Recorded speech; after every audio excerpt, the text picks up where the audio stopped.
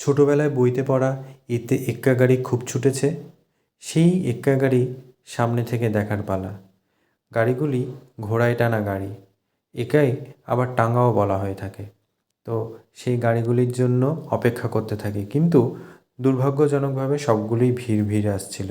তারপর যথারীতি সকালের টিফিন শেষ করে পৌঁছে যাই মুর্শিদাবাদের কাঠগোলাপ বা কাঠগোলা বাগান বাড়িতে। এটাকে নাকি কাঠগোলাপের বাগান বাড়িও বলা হয়, এখানে বিভিন্ন প্রজাতির গোলাপ থাকার কারণে। তারপর টিকিট কেটে যথারীতি এগিয়ে যাওয়া শুরু করি। কেউ কেউ সেই সময় দেখে ফিরছিল, আর আমি সবে সেখানে প্রবেশ করছিলাম। এই জায়গাটা দেখে এক ঝলকে মনে পড়ে যায়, আরে সেই স্পটটা তো যেখানে শুটিং হয়েছিল। হ্যাঁ, বিভিন্ন বই, বিভিন্ন ফিল্মের শুটিং হয়, আর এই জায়গাটা নিয়ে অনেক কথোপকথন আছে। বেশ কিছু মানুষকে বলতে শোনা যায় এখান দিয়ে নাকি সিরাজ শেষ সময়ে এপার থেকে ভাগীরথীর আরেক পারে পালিয়ে যায়। আবার অনেকের মুখে শোনা যায় যে এইটাই নাকি ভাগীরথীর জল সেচের জন্য নিয়ে আসা হতো। তো বিষয়টা কি, কেউ জানলে অবশ্যই কমেন্ট করে জানাবেন। তারপর ধীরে ধীরে সেখানে থাকা একটি পাখিরালয় এবং মাছের বিশেষ ব্যবস্থা রয়েছিল।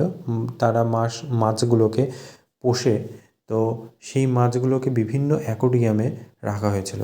প্রত্যেকটা আলাদা আলাদা অ্যাকোরিয়ামের মধ্যে আলাদা আলাদা ধরনের বা আলাদা প্রজাতির মাছকে রাখা হয়েছিল। বিভিন্ন ধরনের মাছ সেখানে ছিল। এত প্রজাতির মাছ আমি সচরাচর দেখিনি কোথাও।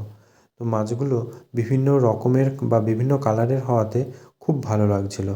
আর শুধু সেখানে মানে এত সুন্দর পরিচর্যা হতো যে মানে দেখেই বোঝা যাচ্ছে মাছগুলোকে। মাছগুলো দেখতে দেখতে বেশ খানিকটা সময় সেখানে কেটে যায়। আর যেহেতু আমি ছোটোবেলা থেকেই অ্যাকোরিয়াম বা বিভিন্ন প্রজাতির পাখি এগুলো ভালোবাসতাম, তাই জায়গাটা আমার বেশ ভালো লেগেছিল। তারপর এক এক করে সেখানে দেখি বিভিন্ন প্রজাতির পাখি, যেই পাখিগুলোকে সচরাচর আমরা এখন আর দেখতে পাই না, বা কিছু কিছু পাখি ছিল যেগুলো প্রায় অবলুপ্তির মুখে, যে পাখিগুলোকে এখন আর মানে খুঁজেই পাওয়া যায় না হয়তো, বা শিকার মানুষ এতটাই শিকার করেছে যে পাখিগুলোর আর হয়তো অস্তিত্ব নেই, সেরকম কিছু পাখিও রয়েছে। তো এখানে বেশিরভাগই দেখছিলাম ময়ূর বা ময়ূরের মতোই বিভিন্ন মুরগি, এই রকমই বেশ কিছু কিছু পাখি দেখতে পাই। আর এই পাখিটা না চীন দেশের নাকি মোরগ, তো মোরগ বা মুরগি হবে। তো এই পাখিটা দেখতে অনেকটা ময়ূরের মতোই, পিছনে যেরকম আমাদের এখানে লেজ রয়েছে ময়ূরের, ঠিক সেই রকমই এই মুরগিটারও লেজ রয়েছে। তারপর চলে আসি এক এক করে, আর এখানে দেখি ম্যাকাও, সে খেতে ব্যস্ত। তারপর যথারীতি এই টিয়া পাখিটাকে একজন মানে দর্শকই কেউ হয়তো খেতে দিয়েছিল।